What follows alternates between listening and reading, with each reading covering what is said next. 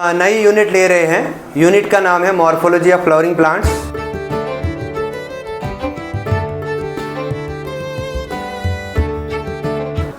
Morphology of flowering plants को आज से हम इस पे सीरीज़ शुरू करेंगे। जो मॉर्फोलॉजी ऑफ फ्लावरिंग प्लांट है इसकी इंट्रोडक्शन मैं आज आपको दूंगा।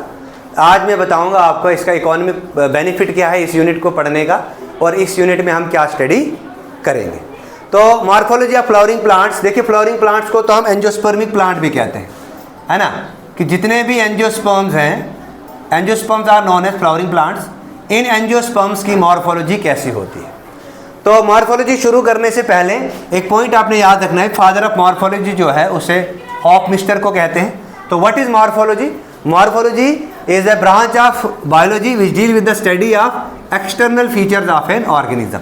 एक ऑर्गेनिज्म बाहर से कैसा दिखता है, उसके एक्सटर्नल कैरेक्टरिस्टिक्स फीचर्स क्या है, उससे हम मॉर्फोलॉजी में स्टडी करते हैं।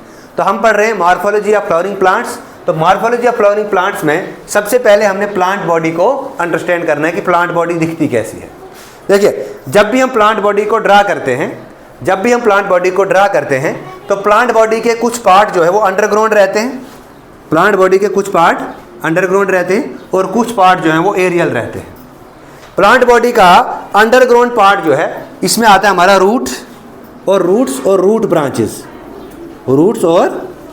रूट ब्रांचेस आते हैं। अब ये रूट जो है ये दो तरह की होगी, ये टैप रूट हो सकती है, या टैप रूट बोले तो ये डाइकॉट में पाई जाएगी, और ये एडवेंटेशियस यानी कि फाइब्रस रूट होती है। Fibre roots most of the monocot में पाई जाती है। तो रूट क्या करता है? अब इस रूट का क्या काम है? रूट का काम है वाटर मिनरल को एब्जॉर्ब करना, यही काम है रूट का, है ना।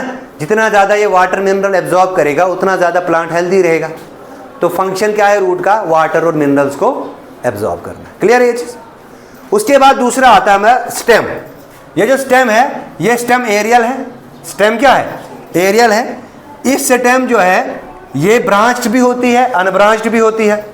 जैसे हमने जिम्नोस्पर्म में देखा था, साइकस की स्टेम अनब्रांच थी, पाइनस की स्टेम ब्रांच थी। वैसे ही एंजियोस्पर्म प्लांट की स्टेम ब्रांच्ड भी होगी और अनब्रांच्ड भी होगी। इस स्टेम पे नोड्स और इंटरनोड्स होंगी। इस स्टेम पे नोड्स और इंटरनोड्स होंगी। क्या?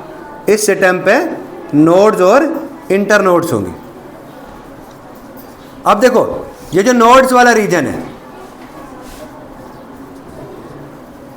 ये जो नोड वाला रीजन है, इस नोड वाले रीजन से ही लीफ भी निकलेगा, इस नोड वाले रीजन से ही ब्रांच भी निकलेगी। क्या निकलेगी? इस नोड वाले रीजन से ही ब्रांच भी निकलेगी, इस नोड वाले रीजन से ही फ्लावर भी निकलेगा। क्या निकलेगा? फ्लावर भी निकलेगा। इस नोड वाले रीजन से ही फ्लावर बाद में फिर फ्रूट भी बनेगा। तो नोड वाला रीजन जो स्टेम का है वो मोस्ट इंपॉर्टेंट है, ठीक है ना। एक नोड और दूसरे नोड के बीच में जो गैप आता है उसे कहते हैं इंटरनोड।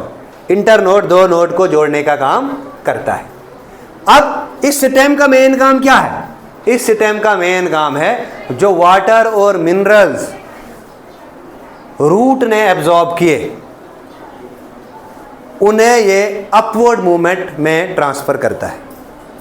कैपिलरी एक्शंस के थ्रू अपवर्ड मूवमेंट करता है वाटर्स की। अब ये कहाँ से होगा? सेल इसके लिए रिस्पॉन्सिबल जाइलम रहता है, वो हम एनाटॉमी में पढ़ेंगे। अभी आपने मॉर्फोलॉजी के हिसाब से स्टेम क्या करती है? अपवर्ड मूवमेंट्स ऑफ वाटर और मिनरल्स की करता है। इसके अलावा स्टेम का क्या काम है? स्टेम का काम है ये प्लांट बॉडी को इरेक्ट रखता है। स्टेम क्या करता है? प्लांट बॉडी को इरेक्ट रखता है। दूसरा ये सपोर्ट का काम करता है, और तीसरा ये मैकेनिकल स्ट्रेंथ प्रोवाइड करता है। ये क्या करता है?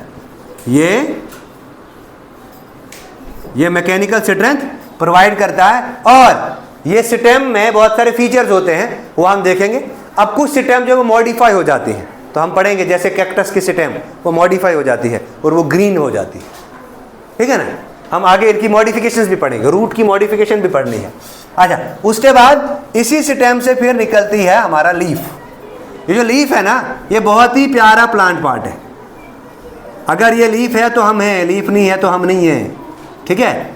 इस लीफ में ये ग्रीन कलर का होता है।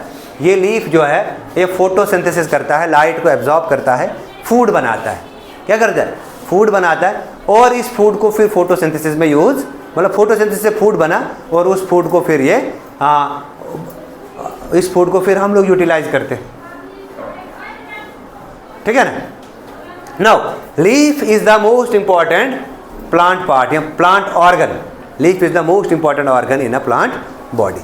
उसके बाद हम बात करेंगे, इससे ब्रांच भी निकलती है, ब्रांच लीफ जो है ये नोड वाले रीजन से निकलता है, यहीं से फ्रूट बनता है। हम इस लेसन में फ्रूट पढ़ेंगे, फ्रूट की क्वालिटी पढ़ेंगे, टाइप्स ऑफ फ्रूट भी हम इसमें पढ़ेंगे, लीफ पढ़ना है, टाइप्स ऑफ लीफ पढ़ना है, पोजीशन ऑफ लीफ पढ़ना है, उसके बाद अरेंजमेंट ऑफ लीफ पढ़ना है जिसको हम फाइलोटैक्सी बोलते हैं, मॉडिफिकेशन ऑफ लीफ पढ़ना है, ठीक है ना। उसके बाद फ्रूट पढ़ेंगे, फ्रूट में भी हमने टाइप्स ऑफ फ्रूट पढ़ना है और इंपॉर्टेंस ऑफ फ्रूट पढ़ना है। यही फ्रूट के अंदर क्या होता है, सीड होता है, तो सीड के बारे में भी हमने इसमें पढ़ना है। फ्लावर के बारे में पढ़ना है, फ्लावर के पोजीशन के बारे में पढ़ना है, यहाँ पे फ्लावर की इन्फ्लोरेसेंस के बारे में पढ़ना है, इन्फ्लोरेसेंस के बारे में पढ़ना है। उसके बाद हमने पार्ट्स ऑफ फ्लावर के बारे में यहाँ पे डिस्कस करना है, ठीक है ना।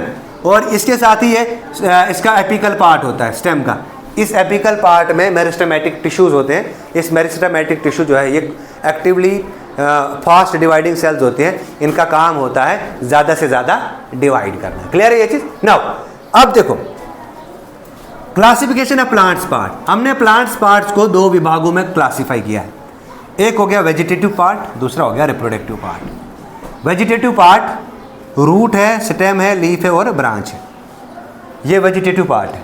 वेजिटेटिव पार्ट वो पार्ट है जो रिप्रोडक्शन के में इन्वॉल्व नहीं होगा। दूसरा पार्ट आता है रिप्रोडक्टिव पार्ट। रिप्रोडक्टिव पार्ट सिर्फ फ्लावर है, क्या है, फ्लावर है। इस फ्लावर की ओवरी से बनता है फ्रूट, इस फ्लावर की ओव्यूल से बनता है सीड। ओवरी से बनेगा फ्रूट, ओव्यूल से बनेगा सीड। तो रिप्रोडक्टिव पार्ट में हम फ्लावर को डिस्कस करेंगे सॉरी, इसी फ्लावर में फिर हमने फ्रूट और सीड को भी डिस्कस करना है। तो नेक्स्ट आता हमारा प्लांट पार्ट को हम और क्लासीफाई कर सकते हैं, इसको हम अंडरग्राउंड भी रख सकते हैं या एरियल भी रख सकते हैं। अंडरग्राउंड क्या होता है, अंडरग्राउंड में रूट और ब्रांचेस ऑफ रूट आएंगे। इसमें मेन रूट आएगा, primary root, secondary root, tertiary root, quaternary root पढ़ेंगे सब। उसके बाद ये जो अंडरग्राउंड पार्ट है ये पॉजिटिव जियोट्रॉपिक होता है, मतलब अर्थ की ग्रेविटी की तरफ ही अट्रैक्ट होता है, और ये नेगेटिव फोटोट्रॉपिक होता है, मतलब लाइट की तरफ ही अट्रैक्ट नहीं करता है। दूसरा आता है एरियल पार्ट। एरियल पार्ट में हमने पढ़ना है stem, leaves, branches, flower, fruit और सीड को पढ़ना है। ये जो है ये पॉजिटिव फोटोट्रॉपिक होता है लेकिन नेगेटिव जियोट्रॉपिक होता है। क्लियर है। इसके जब ये सारा मॉर्फोलॉजी ऑफ फ्लावरिंग प्लांट्स पढ़ेंगे उसके बाद हमने इसकी एक फैमिली पढ़नी है, सोलिनेसी फैमिली। सोलिनेसी फैमिली को भी अच्छे से पढ़ेंगे। उसके बाद अब इस यूनिट को पढ़ने का क्या फ़ायदा है, सिर्फ और सिर्फ इकोनॉमिक प्रॉफिट। हमें इकोनॉमिक प्रॉफिट कैसे मिलेगा, इसलिए हम इस यूनिट को पढ़ते हैं। क्लियर है। Thank you.